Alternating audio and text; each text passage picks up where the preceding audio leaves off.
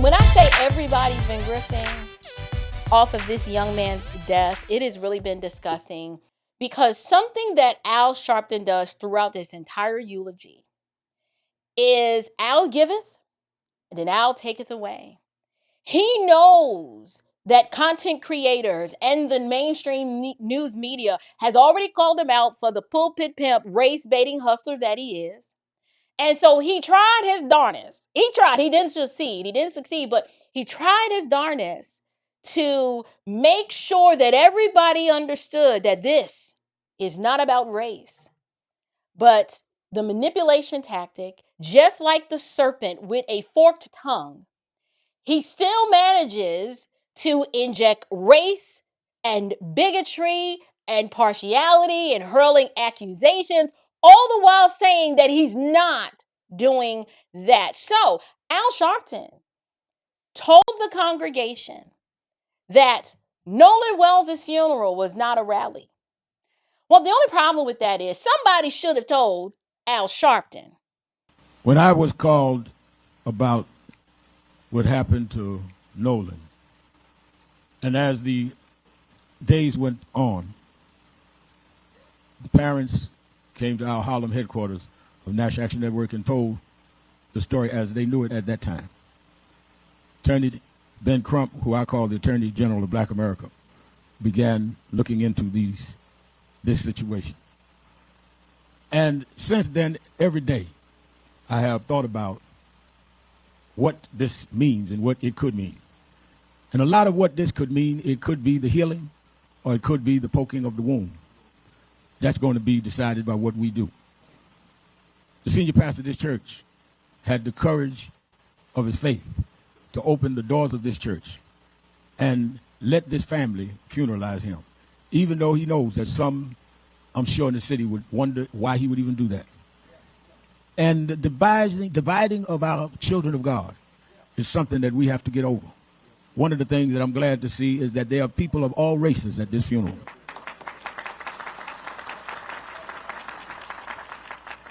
And there are people of all ages. All whites are not racist, and all blacks are not angry. So the first thing that I want to do, did y'all hear him mention, out of all the things that he said, he talked about how Nolan Wells' death is either going to represent healing or poking the wound. He doesn't make the assertion and say affirmatively which one it is. He just says what the whole situation might mean, what it could mean. This is Al playing it safe, but he can't help, after trying to straddle the fence, here comes the racism. He called the pastor of this church the courageous white pastor. Sharpton goes on to praise the pastor of this church for having the courage of his faith to open the church. Then he mentions something along the line of saying, even though some people in the city might question why he did it. I'm like, first of all, who are some people? Let's just stop the tape and ask ourselves. Now, we know Al can't understand this and why he would struggle in comprehension, but why would a Christian pastor need courage to allow a grieving black family to hold a funeral in his church?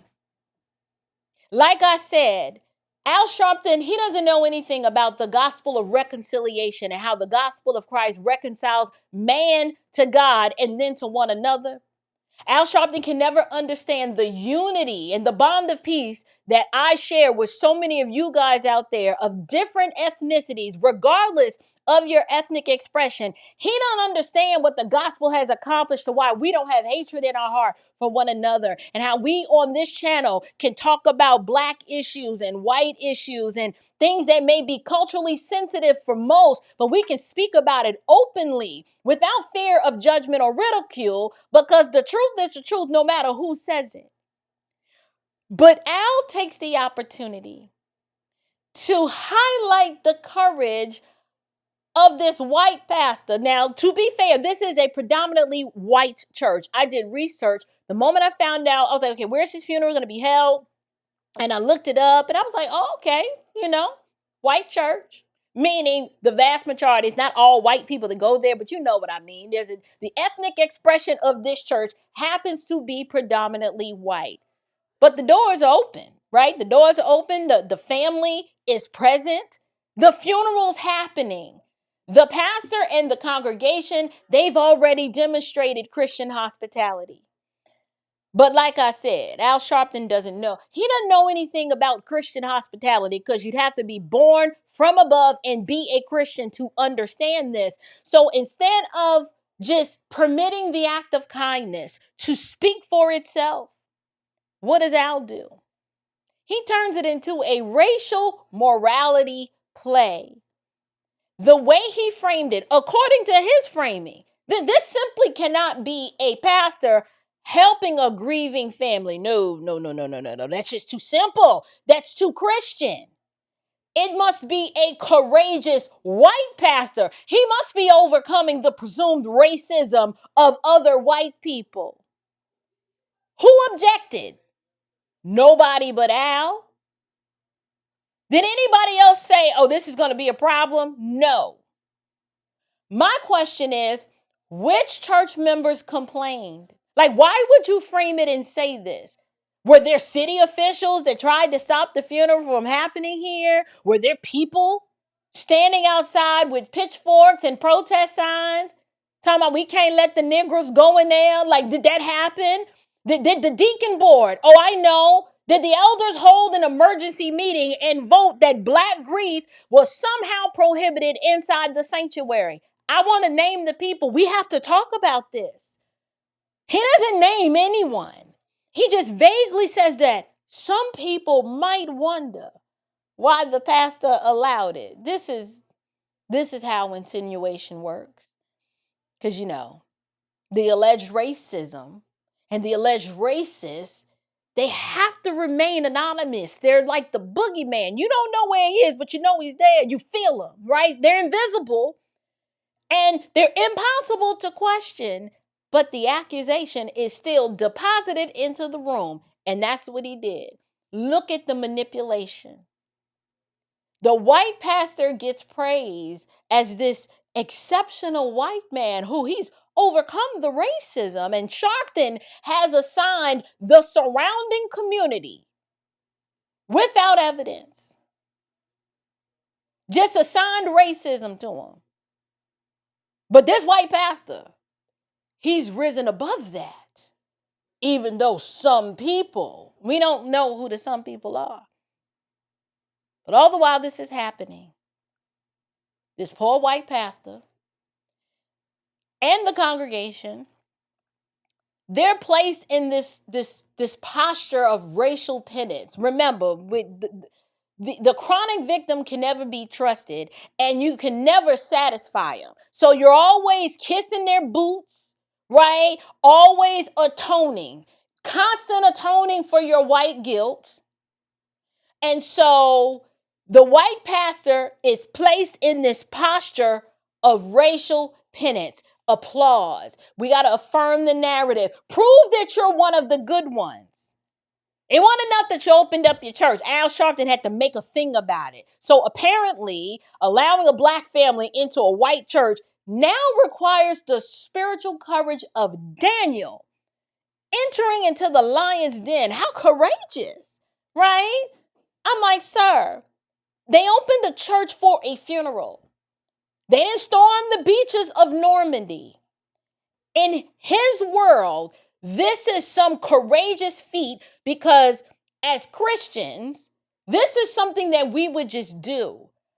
But you'd have to be a Christian to understand that. And since he's not, this framing insults everybody involved. It insults the pastor by treating ordinary Christian decency as this extraordinary racial achievement. Like, look at the cool points that the white pastor gets.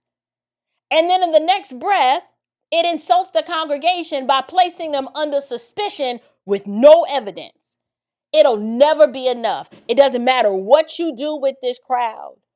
operating in good faith. Hey, y'all need a church that's big enough. You got all these people coming in town. Hey, y'all can use our church.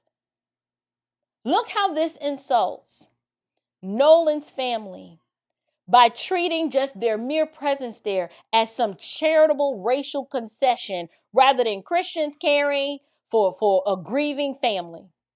Grieving neighbors of this community. It couldn't be that. I'm going to let them finish.